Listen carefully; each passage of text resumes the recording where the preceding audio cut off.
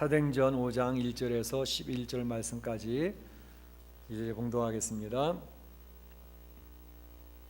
아나니아라 하는 사람이 그의 아내 삽비라와 더불어 소유를 팔아 그 값에서 얼마를 감추매 그 아내도 알더라. 얼마만 가져다가 사도들의 발 앞에 두니 베드로가 이르되 아나니아야 어찌하여 사탄이 네 마음에 가득하여 네가 성령을 속이고 땅값 얼마를 감추었느냐. 땅이 그대로 있을 때에는 네 땅이 아니며 판 후에도 네 마음대로 할 수가 없더냐. 어찌하여 이 일을 네 마음에 두었느냐. 사람에게 거짓말한 것이 아니요 하나님께로다. 아나니아가 이 말을 듣고 엎드려져 혼이 떠나니 이 일을 듣는 사람이 다 크게 두려워하더라. 젊은 사람들이 일어나 시신을 싸서 메고 나가 장사하니라. 3시간쯤 지나 그의 아내가 그 일어난 일을 알지 못하고 들어오니 베드로가 이르되 그 땅 판값이 이것뿐이냐 내게 말하라 하니 이르되 예 이것뿐이라 하더라. 베드로가 이르되 너희가 어찌 함께 꾀하여 주의 영을 시험하려 하느냐. 보라 네 남편을 장사하고 오는 사람들이 발이 문 앞에 이르렀으니 또 너를 메어 내가리라 하니 곧 그가 베드로의 발 앞에 엎드려져 혼이 떠나는지라. 젊은 사람들이 들어와 죽은 것을 보고 메어다가 그의 남편 곁에 장사하니 온 교회와 그 일을 듣는 사람들이 다 크게 두려워하니라. 아멘. 이 시간에 시온 찬양대에 찬양했겠습니다.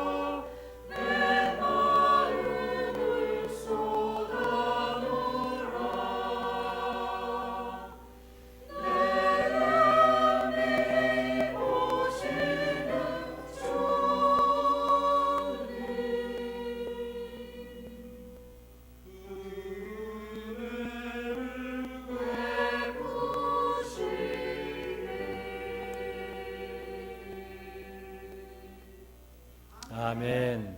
감사합니다. 한 열흘쯤 되었나요? 놀라운 뉴스가 보도가 되었었죠. 좀 충격적인 그런 장면이었는데 이라크의 그 수니파 반군 이슬람 반군이 저질렀던 일입니다. 지금 이라크에는 그 반정부군과 좀 싸움이 계속되고 있죠. 그래서 후세인이 대통령 있을 때 이라크는 수니파가 소수입니다. 시아파가 전 국민의 대다수를 차지하고 있는데 그 후세인을 중심으로 한 수니파가 나라를 통치를 했었지요. 그런데 후세인이 무너지고 난 뒤에 지금은 시아파가 통치를 하고 있는 상황입니다. 그러니까 수니파 소수의 수니파들이 지금 반정부 이렇게 전쟁을 하고 있는 겁니다. 내전이 굉장히 치열합니다. 그래서 그 이슬람교 그 수니파 반군 소위 말하면 IS라고 이렇게 표현이 되고 있는데 그 사람들이 지금 미국의 기자 제임스 폴리라고 하는 40살 되신 분인데 이분을 잡아가지고 참수하는 그런 장면을 공개해서 전 세계에다가 방영을 했습니다. 그러니까 목을 따서 죽이는 거죠. 참 그런 끔찍한 장면을 보면서 야, 이슬람교도 사람들 정말 대단하다 하는 생각이 들어요. 사실은 2004년 6월 달에 10년 전이죠. 우리 한국에 김선일이라고 하는 사람이 있었습니다. 이라크에 선교하러 갔던 친구인데 그 당시에 한국에서도 이라크를 이제 의무 부대를 파견을 했었죠. 지원 부대를 파견하고 실제로 싸우는 전투 부대가 아닌 그들을 지원하는 부대를 파견했었는데 이제 한국을 향해서 그들이 반감을 가지고 그때 이제 선교하러 갔던 김선일 트럭 타고 가다 잡혔어요. 근데 그 김선일을 차명을 했죠. 그러면서 그를 풀려면 어떻게 하라 그랬었는데 바로 그 일을 했던 사람들이 이번에 그 제임스 폴리라고 하는 미국 기자를 죽였던 그 사람들입니다. 너무나도 충격적인 모습이고 참 대단하다 그런 생각이 많이 듭니다. 끔찍합니다. 그런데 이런 끔찍한 일, 충격적인 사건이 사실은 오늘 본문에도 좀 나오고 있습니다. 오늘 본문에는 예루살렘 교회에 있었던 한 부부인데 자기의 밭을 팔고 땅을 팔아서 그 헌물을 베드로 사도 앞에 갖다 놨는데 잘했다 칭찬을 받는 게 아니라 오히려 베드로 앞에서 죽은 시체가 되어져서 들고 메어나서 장사가 되어지는 그런 일이 있었습니다. 그래서 온 교회가 두려워 떨면서 이게 도대체 어찌 된 일인가 그렇게 놀랬던 그런 일이 초대교회에 있었던 것이죠. 그래서 오늘 이 말씀 보면서 도대체 하나님께서는 왜 이렇게 정말 이해가 되지 아니하는 이런 모습을 보여주셨나 하는 것을 한번 생각해 보면서 하나님의 메시지를 우리가 듣고자 합니다. 오늘 본문에 나와 있던 이 죽임을 당했던 사람 두 사람 이름이 나와 있죠. 우리 너무나도 잘 아는 아나니아와 삽비라라는 사람입니다. 이 아나니아와 삽비라라고 하는 사람은 그 이름의 뜻이 아나니아라는 이름은 여호와께 은총이라는 그런 이름이고 또 삽비라라는 이름은 청옥 아름답다라는 그런 이름이 포함되어져 있는 것이죠. 그러니까 적어도 이들의 부모님이 이 아들을 낳고 딸을 낳았을 때 그들이 기쁨으로 그들의 소원을 담아서 이름을 지어주지 않았겠습니까? 그러니까 여호와의 은총받는 자로 이 한평생을 살아라 그런 의미로 아나니아라는 이름을 지어줬겠고 또 아름답게 살으라고 또 하나님 앞에 사랑받는 청옥과 같은 그러한 모습으로 살으라고 이 삽비라라는 이름을 지어줬는데 결국에는 이 죽음의 장면을 보면서 그렇지 못하구나 하는 안타까운 모습을 보게 됩니다. 그런데 바로 이 두 사람은 말씀드린 것처럼 예루살렘 교회의 성도들이었습니다. 부부였습니다. 이제까지 저희가 사도행전을 쭉 살펴보면서 지금 느끼고 있는 부분은 뭐냐 하면 사도행전에 나온 첫 번째 교회, 초대교회, 예루살렘 교회가 하나님의 엄청난 축복을 받고 놀랍게 급성장하던 그런 교회였다 하는 것을 우리가 알고 있지 않습니까? 그래서 성령의 강림과 또 성령의 강림으로 통한 성령 충만한 역사를 통해서 교회가 아주 급성장을 하는 겁니다. 사도 베드로가 설교 한 번 하는데 3,000명이 어찌할꼬 통해 자복하면서 하나님 앞에 나와서 우리가 바로 그 주님 메시아를 죽였노라고 가슴을 치고 땅을 치는 그런 일 속에서 그 교회의 성도들이 막 급성장하는 거예요. 그리고 또 한 번 저기 가면 5천 명이 돌아오고 말이죠. 막 교회가 막 커지고 있는 거죠. 그래서 그 당시에 성도들의 모습은 정말로 영적으로 얼마나 생명력이 넘치고 건강한지, 모이면 성전이 떠나가라 기도하면서 하나님 앞에 예배를 드리는데 예배 속의 그 찬양 자체가 막 하늘을 찌를 것 같은 그런 찬양을 드리는 거죠. 그 심령들이 살아있는 거죠. 그리고 흩어지면 그들은 길을 가든지 가정에 가든지 직장에든지 사업터에서든지 예수님을 증거하는 겁니다. 예수님을 우리가 죽였는데 그 예수님이 다시 살아나셨더라고. 근데 알고 보니까 우리의 죄 때문에, 내 죄 때문에 예수님이 죽으신 거더라고. 그 예수님이 다시 살아나셔서 우리에게 소망을 주셨다고. 그 예수님 때문에 우리는 살 희망과 소망을 가지고 이제 살고 있노라고 막 전도를 하니까 막 그들의 그 뜨거운 전도를 받아서 막 교회당이 막 차고 넘치는 거죠. 뿐만 아니라 그들의 신앙이 정말로 살아있는 건강한 신앙인 것을 보여주는 그 검증된 모습은 뭐냐 하면 그들의 삶 자체에 하나님의 사람들의 모습이 막 드러나는 거죠. 이를테면 그들이 교회 안의 공동체에서 성도들을 사랑하는데 말로만 사랑하는 게 아니라 정말로 배려하고 그들을 용납하고 연약한 사람들이 보이는데도 그 연약한 사람들을 품어내면서 내가 중보기도 할게, 그 품어주니까 사람들이 푸근해지고 따뜻해지는 거죠. 뿐만 아니라 그들은 또 자기의 재산들, 자기 가지고 있는 것들을 팔아서 나누어 주는데 가난한 사람들, 끼니 먹지 못하는 사람들에게 막 베풀어 주는 거죠. 그러니까 그들의 앞에서 나와 있는 것처럼 그들의 모든 재산과 소유를 팔아서 필요한 사람들에게 나눠주는 아름다운 공동체였더라. 성도들의 은혜가 충만한 모습이 그 예루살렘 교회의 모습이었습니다.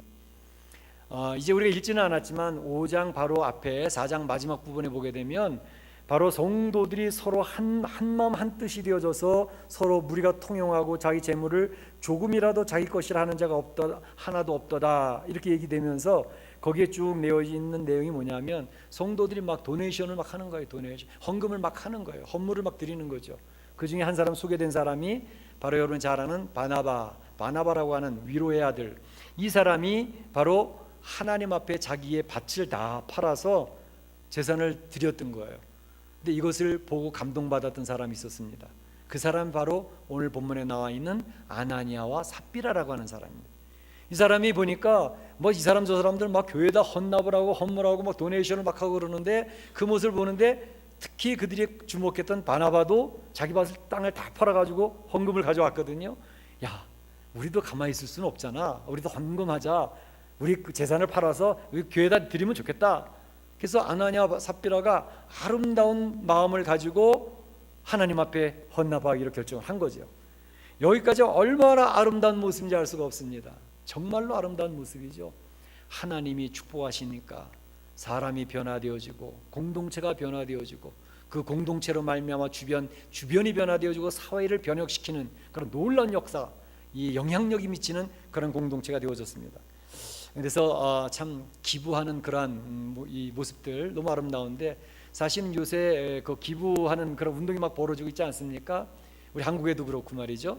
그런데 특별히 한국에서는 이제 많은 성도들이 기부를 많이 합니다. 성도들이 헌신적으로 살아가는 성도들이 많고요. 그리고 보이지 않게 뒤에서 이렇게 도네이션하고 일하고 있는 성도들이 한국에 굉장히 많아요. 그런데 그래도 이제 눈에 드러나는 사람들은 주로 이제 이름이 알려져 있는 연예인들이 많이 드러나지 않습니까? 그래서 연예인들 중에서도 특별히 크리스천들, 신앙생활 아름답게 하는 크리스천들이 굉장히 많습니다. 이를테면 여러분들이 아시는 대로 차인표나 신혜라 같은 그런 부부는 이미 다 이제 공인이 됐죠. 다 알죠. 아름답게 사는 부부고 가정이고 또 특별히 도네이션도 많이 하고 그럽니다. 뿐만 아니라 또 김장훈 씨 같은 분도 기부왕이라 불릴 정도로 그 어머니가 전도사님입니다. 그러니까 도네이션 얼마나 많이 하는지. 그런데 그런 사람들보다는 별로 잘 알려지지 않았고 이름도 좀 잘 알려지지 않았는데 또 기부하는데 1등으로 알려져 있는 분이 있습니다. 이렇게 조사를 해보니까 가장 기부하는데 모델이 되는 사람 1순위 이제 여론조사를 해보니까 41%의 인기를 받아서 1위가 된 사람이 있습니다. 아마 나이 드신 분들은 잘 모르실 거예요. 그 사람 그런 사람이 있었나 그러실 건데 젊은 친구들은 다 아는 사람입니다. 이를테면 진우션이라고 하는 그룹, 힙합 그룹이 있었습니다. 그 진호라고 하는 친구가 션이라고 하는 친구 합해져서 그 힙합 그룹, 우리 LA에서도 공연도 하고 그랬는데, 이 션이라고 하는 친구, 그 친구와 결혼한 사람, 영화 배우 탤런트 정혜영이라고 하는 친구가 있습니다. 여기 그건 생소한데 잘 모르겠는데 그러실 거예요. 그런데 그 두 부부, 이 션이라고 하는 친구는 원래 본 이름은 노승환이라고 돼 있고 72년생이에요. 그리고 이 정혜영이는 73년생이고. 그런데 바로 이 두 부부는요, 이 기부하는 데서도 지금 1등으로 이렇게 이 모델이 되고 있지만, 특별히 이제 결혼하려고 하는 많은 젊은 친구들한테 우리가 결혼하면 어떤 가정처럼 살고 싶으냐 그랬을 때 우리는 션과 정혜영과 같은 그러한 가정으로 아름답게 살고 싶다고 하는데, 거기서도 1등한 가정입니다.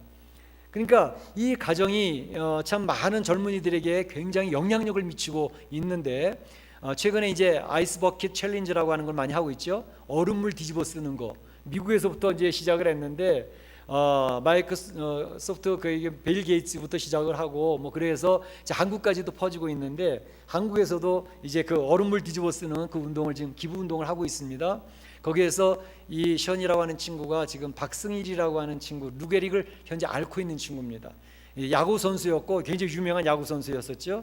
근데 어느 순간 누게릭병이 진단이 되면서 팔다리에 마비가 오고 신경마비로 인해서 근육이 위축되어지고 무력화되어지고 나중에 근육이 싹 없어지는 병입니다. 그러니까 나중에 눈만 깜빡깜빡하다 죽어버리는 병이에요. 그래서 지금 옛날에는 눈도 깜빡하더니 요즘에 TV를 보니까 눈도 깜빡거리지도 못하더라고요. 자기 눈 하나만 그 무슨 얘기를 하는지 소통을 할 수 있더라고요. 옛날 눈 깜빡거리는 거 가지고 컴퓨터 마우스를 움직여가지고 이 대화가 됐었는데 지금 그것도 안 되더라고요. 그런데 바로 그러한 박승일 그 누게릭 환자를 이제 돕기 위해서 션이라는 친구가 이제 그 모금 운동을 하고 있습니다. 그래서 얼음물 뒤집어 쓰면서 이제 돈을 도네이션 받는데, 연예인들이 이제 많이 협조하고 있는 것 같아요. 그런데 거기에서는 지금 이제 7억을 모았다 그래요. 그래서 이제 많은 돈을 좀 모으면 누게릭 환자를 위한 요양병원을 세우는 게 목표가 되어져서 기부 운동을 하고 있더라고요. 근데 아마 보니까 이 션의 와이프 정혜영이도 아마 1억을 이렇게 기부했다고 이렇게 나오더라고요. 그러니까 이분들은 특별한 어떤 이슈가 있을 때 기부도 많이 하지만, 그에게서 느껴지는 것은 뭐냐면 그의 삶 자체가 기부하는 것과 완전히 연결되어져 있더라 하는 것을 발견할 수가 있었습니다. 물론 자기네들은 잘 얘기 안 하려고 그래요. TV에서 여러 번 뭐 나와라 요청을 해도 거의 나가지 않고 있습니다. 그러나 뭐 저절로 소문이 나는 거죠. 그런데 보니까 그 컴패션이라고 하는 선교 단체가 있거든요. 전 세계 이제 어린 아이들을 이렇게 급식하는 거며 돕는 그런 운동을 하고 있는데, 그 운동을 통해 가지고 그 선교회를 통해 가지고 돕고 있는 아이들이 몇 명인가 봤더니 800명을 돕고 있더라고요. 800명. 한 아이당 한 45,000원 정도씩 하는데, 그 27개국에 800명을 지금 지원을 하고 있는데, 나중에 이렇게 계산을 하는데 보니까 한 달에 2천만 원에서 3천만 원 정도의 도네이션을 매달 하고 있는, 매달. 그런데 거기 보니까 한 500명 정도는 북한의 아이들을 돕고 있더라고요. 그래서 그걸 보면서 나중에 한 10년, 20년 흐른 다음에는 이 친구들을 방문하면서 같이 만나서 이렇게 하나님 말씀을 나누고 싶더라고, 그런 얘기를 하는 걸 봅니다. 뿐만 아니라 그 삶 속에서 아이들이 4명이 있더라고요. 4명이 있는데 그 4명을 하나님의 사람들로 얼마나 아름답게 키우고 있는지, 우리 크리스찬들에게는 굉장히 어떤 좀 뿌듯함을 줄 수 있는 그런 사람이더라고요. 그러니까 빛과 소금의 역할을 믿지 않는 사람들도 그 사람을 보면서 너무 존경을 하는 거예요. 저 사람들이 예수 믿는 사람인데 저렇게 멋있게 살고 있대. 우리도 나도 저렇게 살았으면 좋겠어. 젊은이들이 그것을 많이 부러워하고 있더라고요. 그래서 정말 그러한 모습 속에서 하나님의 사람으로서 너무 아름답게 살고 있구나 하는 것을 보면서 굉장히 도전을 받습니다. 근데 마찬가지로 초대교회에도 이와 같은 사람들이 한둘이 아니고 거의 대부분의 사람들의 성도들이 이와 같이 살았다는 것입니다.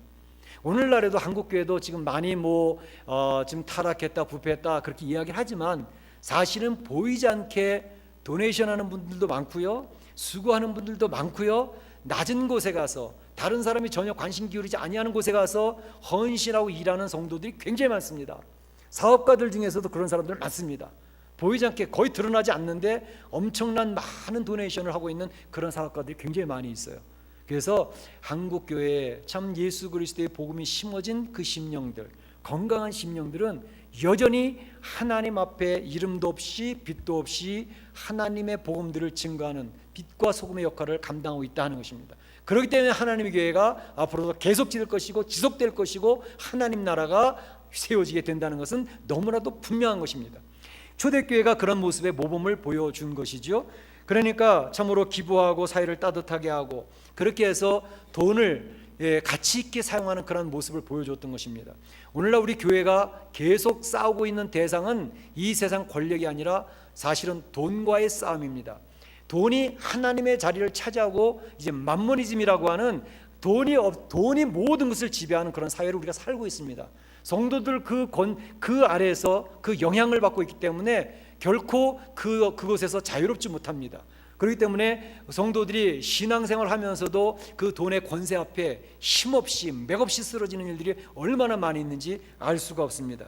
그런데 오늘 시온과 정혜영의 모습을 보면서 그 사람들은 이 돈의 포로의 모습으로 살고 있지는 않구나 하는 것을 볼 수 있는 것입니다. 그렇게 돈의 신을 하면서도 자기는 집 한 채 가지고 있지 않더라고요. 그냥 전세살이 살고 있더라고요. 그래서 그런 모습을 보면서 야, 돈에 묶이지 않는 사람, 돈이 필요한 것입니다. 많이 벌어서 하나님의 사역을 잘 감당해야 되죠. 땀 흘려서 열심히 벌으셔야 됩니다. 그런데 그렇게 돈을 향해서 돈이 나의 하나님이라고 이야기하지 않는다는 것입니다. 돈은 내가 사용하는 도구일 뿐이라고 선언하는 것이 참으로 하나님 앞에 서 있는 하나님의 사람들의 모습이더라 하는 것입니다. 이렇게 아름다운 초대교회의 모습을 보면서 헌신된 공동체를 보면서 아나니아와 삽비라가 도전을 받은 겁니다. 그래서 우리도 해보자 이렇게 되어진 것이죠. 그런데 도대체 뭐가 문제냐 이 말이죠. 뭐가 아나니아 삽비라의 문제가 된 것이냐, 그 내용을 살펴보기를 원하는 것입니다. 사실 땅 판 돈을 다 드리지 아니하고 적게 드렸기 때문에 문제가 된 것이냐, 적게 드린 게 문제가 된 것이냐. 사실 아나니아 삽비라가 하나님 앞에 헌물 드린 그 돈은 적은 돈이 결코 아니었습니다. 그들이 얼마를 빼놓고 나머지를 드렸다 하더라도 많은 다른 성도들이 하나님 앞에 드리는 것보다는 훨씬 많은 큰 액수의 헌금이었죠. 그런데 왜 문제예요 그게? 적은 거 드린 것도 아니고 많이 드렸는데 왜 죽음을 당한 이런 문제를 당했습니까? 사실 하나님은요, 하나님의 관심은 헌금을 많이 드렸느냐 적게 드렸느냐에 별 관심이 없으십니다. 예수님이 칭찬하셨던 여인이 누구였습니까? 과부가 드렸던 엽전 2렙돈을 칭찬하시지 않았습니까? 엽전 2렙돈은 그냥 굴러다니는 동전에 불과해요. 그런데 그 엽전 2렙돈을 드린 그 과부를 칭찬하신 주님, 많이 드린 사람 칭찬해야죠. 왜 적게 드린 사람 칭찬합니까? 하나님의 관심은 헌금을 많이 했느냐 적게 했느냐의 문제가 아니라니까요. 사실 구약에서도요, 하나님 앞에 나와서 속죄제사를 드릴 때 속죄제사를, 이 돈이 많이 있는 분들은 큰 짐승을 드렸어요. 소를 드리고 송아지를 드리고 비싼 양을 드리고. 가난한 사람은 그러면 그걸 드릴만, 그 재물을 살 만한 돈이 없는 가난한 사람들은 제사도 못 드리겠네요? 아니요. 하나님은 그 가난한 자도 어느 누구라도 마음이 원하면 나와서 제사를 드릴 수 있도록 길을 다 열어 놓으셨다니까요. 비둘기 한 마리 똑같이 하나님이 인정을 해주셨습니다. 큰 송아지를 드리는 것보다 비둘기 한 마리 드리는 게 약하냐? 결코 그렇지 않았습니다. 하나님은 그들의 마음의 중심을 받으시고 귀하게 여기셨던 것입니다. 심지어 비둘기도 드릴 만한 돈이 없다, 그러면 자기네들 먹던 곡식 가져와서 드리면 됐습니다. 그게 소제입니다. 그러니까 곡식을 드려도 되니까, 먹을 한 끼의 양식을 드리면서 하나님 앞에 제사를 드릴 수 있었으니까, 하나님께서 그러한 헌물의 많고 적음을 가지고 이야기하시는 게 아니라 그들의 중심을 보셨던 것이죠. 그 중심이 하나님 앞에 자원하는 것인지, 인색하거나 억지로 드리는 것인지, 아니면 과부의 엽전 2렙처럼 자기가 감당할 수 있는 것 그 이상으로 하나님 앞에 드리는 그런 모습을 통해서 하나님 칭찬하셨다는 얘기입니다. 그럼 오늘 본문에 이 사람이 많이 드렸음에도 이러한 일을 당한 것은 도대체 무슨 문제냐? 적은 것도 아니고 많이 드렸는데 왜 죽음을 당해? 문제의 단서는 그것입니다. 여기서 질문하는 베드로의 질문을 통해서 우리가 볼 수가 있습니다. 땅값 얼마를 감추었느냐 묻습니다. 왜 성령을 네가 속이고 이렇게 하느냐? 이것은 바로 우리를 속이는 것이 아니라 하나님을 속이는 것이다. 사람에게 거짓말한 것이 아니요 하나님께로다. 이렇게 이야기를 하고 계시는 것이죠. 사실 처음 땅을 팔 때 아마 부부가 생각했던 것은 이거 다 팔아서 하나님께 드리자 이렇게 결단을 했던 것 같아요. 사실 헌금 드리라고 이야기한 사람이 아무도 없습니다. 땅값을 많이 드리든 적게 드리든 아무 상관이 없었습니다. 그걸 강요한 사람도 없었습니다. 그러나 그들 마음속에는 이미 결정하기를 하나님 앞에 순수하게 자원하는 마음으로 다 드리기로 작정을 했던 것 같은데, 일단 팔고 난 다음에 돈을 딱 손에 쥐고 나니까 마음이 바뀌어버린 거예요. 아이고 이거 너무 많잖아. 여기서 반만 드려도 다른 사람 드리는 거 몇 배는 되겠네. 우리 좀 빼놓자. 그 돈을 쥐고 난 다음에 마음에 탐심이 들어온 거예요. 그 욕심을 컨트롤하지 못한 거예요. 그러니까 그래 당신이 이렇게 원한다면 그렇게 하자고. 그래서 떼어놓고 드렸습니다. 마치 다 드리는 것처럼. 바로 이 탐심이 들어왔을 때 그 탐심과의 싸움에서 이기지 못했다는 것입니다. 그것이 성령을 속이는 일이 되었다는 것입니다. 오늘 세월호 사건을 여러분 보시면서 나름대로 여러 가지 이렇게 정리를 하셨을 것 같은데, 세월호의 가장 큰 문제가 무엇이었을 것 같아요? 정부의 기관 조직이 형편없구나, 부패하고 타락했구나. 물론 그렇지요. 그런데 사실 세월호의 가장 본질적인 문제는 무엇이겠어요? 탐심의 문제입니다. 세월호의 문제는 탐심의 문제입니다. 욕심의 문제입니다. 보세요. 그 모든 것을 주장하고 있던 구원파의 유병헌, 욕심을 부린 거 아닙니까? 탐심이지 않습니까? 청해진 해운의 사장 과족시키는 거 탐심의 문제입니다. 이런 것을 과적을 시켜도, 그냥 형편없이 해도, 사람을 더 인원초과 시켜도 그냥 눈 좀 감아달라고 관계되어져 있는 공무원들에게 돈을 주니까 그 사람들이 입이 쫙 벌어져서 알았다고 사인해 줄게. 탐심의 문제 아닙니까? 정치인들, 국회의원들에게 그것을 조종하고 그것을 관리하는 국회의원들과 정치인들에게도 돈을 다 주면서 유병헌이가 뿌린 돈이 얼마나 많았습니까? 그래서 마음 놓고 자기네들이 차지하고 싶은 거 다 가질 수 있도록 했던 그 탐심의 문제가 세월호라고 하는 이런 참담한 결과를 가져온 거 아니겠습니까? 세상의 모든 죄악의 근본이 바로 우리 욕심입니다. 욕심이 인탕즉 죄를 낳고 죄가 장성한즉 사망을 낳다 그러죠. 그러니까 우리 안에 있는 죄와 욕심, 이런 교만, 이러한 것들이 바로 이 세상을 망가뜨리고 하나님 앞에 대적하는 대적의 상황이 되는 것이지요. 그런데 그래도 그렇지요. 아무리 헌금하고도 죽는 사람이 어디 있습니까? 이거 너무하지 않았습니까? 꼭 죽이셔야만 됐습니까? 아니, 그래도 이해가 안 됩니다. 그러실 수 있어요. 그런데 이것을 한 개인의 헌금 잘못 드린 것에 대한 문제로 접근하면 우리는 이해가 안 됩니다. 그러나 공동체적인 접근으로 해나가면 여러분 조금 이해하실 수가 있을 것 같아요. 왜냐하면 구약에 아간의 사건이 그랬습니다. 아간 사건 잘 아시잖아요. 여호수아서 6장과 7장에 나와 있는 내용입니다. 철옹성 여리고, 이스라엘 백성이 도무지 무너뜨릴 수 없는 성이었습니다. 그런데 그 철옹성 여리고는 완전히 무너졌는데, 그것과는 상대도 하는 조그만 성이 아이라고 하는 성이 있었습니다. 그 성을 싸우러 갔는데 아이 성 앞에서 이스라엘 군사는 참패했습니다. 많은 사람이 죽었습니다. 여호수아가 하나님 앞에 울며 불며 기도합니다. 하나님, 철옹성 여리고성도 무너뜨려 주셨는데 어떻게 아이 성, 이 조그만 성 앞에서 우리가 참패할 수 있습니까? 하나님 말씀하십니다. 너희 안에 죄가 있었기 때문이다. 무슨 죄요? 그래, 이스라엘 백성 다 나오라 그래라. 내가 그 죄를 찾아줄게. 그로 찾았는데 누가 나왔습니까? 바로 지파별로 나누고 각 가정별로 나누는데 딱 나오니까 나중에 보니까 아간이라는 자가 딱 걸리지 않았습니까? 여호수아가 묻습니다. 당신 무슨 죄를 저지른 거요? 하나님 앞에 물었더니 그가 대답하기를, 예, 하나님이 여리고성 무너뜨렸을 때 거기 있는 재물들 하나도 손 건드리지 말라고 이야기하셨지만 제가 보니까 뭐 조금 정도는 괜찮겠지 해서 외투 한 벌을 가져왔습니다. 금 50세겔을 가져왔습니다. 은 200세겔을 가져다 제 집에다 좀 갖다 놨어요. 그게 뭐 우리 큰 죄입니까?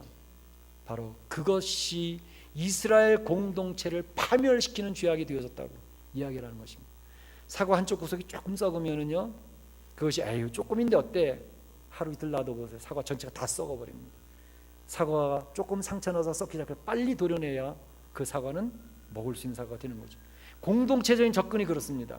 지금 예루살렘 교회가 엄청나게 하나님의 역사로 부흥 성장하고 있고 성령의 충만한 역사로 사회를 변혁시켜 나가고 있는데, 성령 충만한 역사 안에 바로 아나니아와 삽비라라고 하는 사람이 하나님 앞에 헌물을 많이 하는 척하면서 성령을 속이는 역사가 나타났다는 것이죠. 이것을 처치하지 않으면 이 예루살렘 교회 성령 충만한 역사가 사멸되어지고 얼음물을 뿌리고 재를 뿌리는 것 같이 사단 앞에 무력하게 무너진다는 것입니다. 그래서 아간을 데려다가 아골 골짜기에서 돌로 때려 죽이지 않습니까? 그리고 나서 이스라엘 공동체가 회복이 되어졌어요. 똑같은 원리입니다. 그래서 교회 안에 들어오는 죄악들을 잘라내든지 치리를 하든지 해서 죄악이 공동체를 장악하지 못하도록 하는 것이 교회법의 치리를 한다고 하는 것입니다. 그런데 아니 도대체 그래도 너무한 것 같아요. 그래도 죽이지 않고서도 하실 수 있지 않습니까? 좀 회개할 수 있는 기회를 좀 주시면 되지 않을까요? 그렇습니다. 회개할 수 있는 기회를 줬는지 안 줬는지 한번 살펴보자고요. 보면 여기서 베드로가 아나니아에게 묻습니다.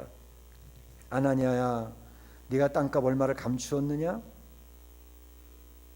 네 마음에 사단이 가득하구나.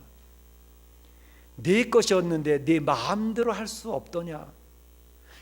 베드로 계속 질문을 합니다. 계속 이야기를 하죠. 그 질문하는 내용이 무슨 뜻일까요?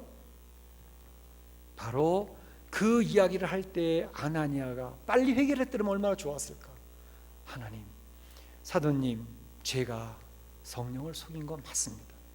하여튼 얼마나 좋았을까.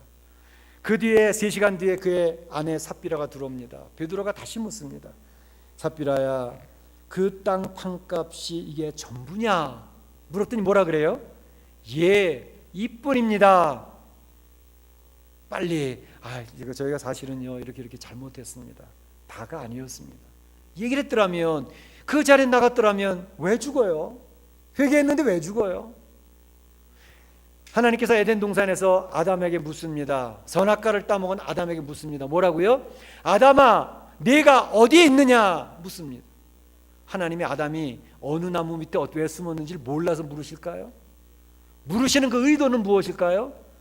아담아, 빨리 회개하고 내 앞에 엎드려 라고 이야기하신 거 아니겠어요? 아담이, 하나님, 바로 하나님이 지어주신 여자, 그 여자가 선악과를 주어서 그걸 먹고 제가 이 일을 잃게 됐네요. 핑계하잖아요. 합리화시키잖아요. 하나님께서 몰라서 물으신 게 아니었단 말이죠. 가인에게 내 동생 아벨이 어디 있느냐 몰라서 물으신 게 아닙니다. 예수님이 가룟 유다에 얘기를 하지요. 나와 함께 그릇에 손을 넣는 자가 나를 팔자야. 얼굴이 딱딱해집니다. 그리고 마음이 굳어집니다. 그때 빨리 주님 용서하세요. 제가 벌써 가서 주님을 팔아넘기려고 돈까지 받고 온 놈입니다. 잘못했습니다. 회개하면 살 길이 열리지요. 성경에서는 이 얘기합니다. 어느 누구든지 잘못할 수 있다. 어느 누구든지 탐심의 노예가 될 수 있다. 어떠한 성도라도 안목의 정욕과 이생의 자랑에 빠질 수 있다. 그러나 하나님께서 이야기하시는 것은 우리 인생의 연약함을 아시기 때문에 성도들에게 회개할 자리로 초청하신다는 것입니다. 주님이 부르신 음성을 듣고 회개하면 용서받지 못할 죄는 이 세상에 하나도 없다는 것입니다. 모두가 용서받을 수 있는 죄입니다.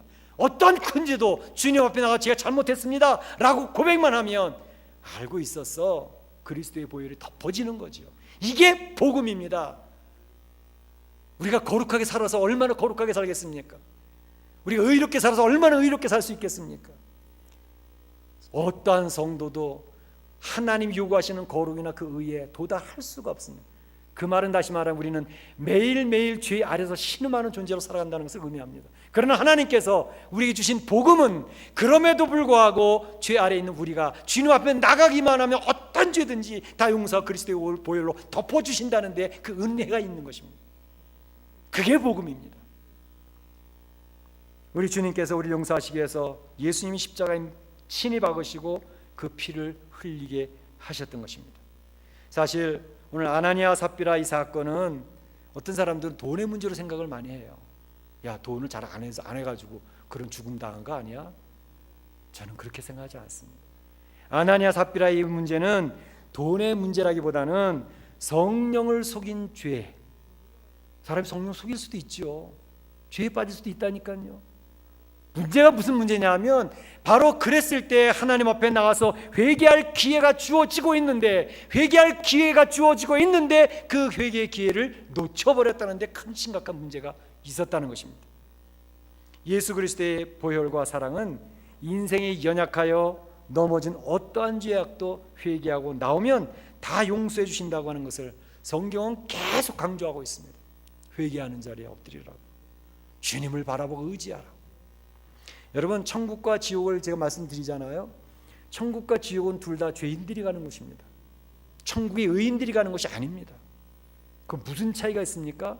천국은 회개한 죄인들이 가는 곳이 천국이고, 지옥은 겉대면서 하나님 앞에 뻗대면서 회개하지 않은 사람들이 가는 곳이 지옥입니다. 하나님 앞에 엎드려 회개하면 모두 천국 갑니다. 그리스도의 보혈은 그만큼 강력한 능력의 생명의 힘이 있는 것입니다.